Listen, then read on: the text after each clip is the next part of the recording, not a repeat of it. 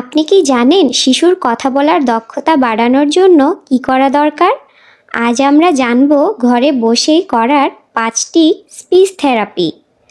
মুখের ব্যায়াম ও মজার মুখভঙ্গি করা, যেমন জিভ বের করা, মুখ ফোলানো বা ঠোঁট বাঁকানো ইত্যাদি অনুশীলন করুন। শব্দগুলো টেনে টেনে উচ্চারণ করুন, যেমন বল, জুতা। দৈনন্দিন প্রশ্ন করুন, যেমন তোমার নাম কি, তুমি কি খেতে চাও। মুখের শক্তি বাড়ানোর ব্যায়াম করান, যেমন চুইংগাম চিবানো, স্ট্র দিয়ে পানি পান করানো, বাঁশি বাজানো ইত্যাদি করান। একই শব্দ বারবার বলিয়ে শিশুর স্মৃতিশক্তি বাড়ান, যেমন বিড়াল, বিড়াল, বিড়াল।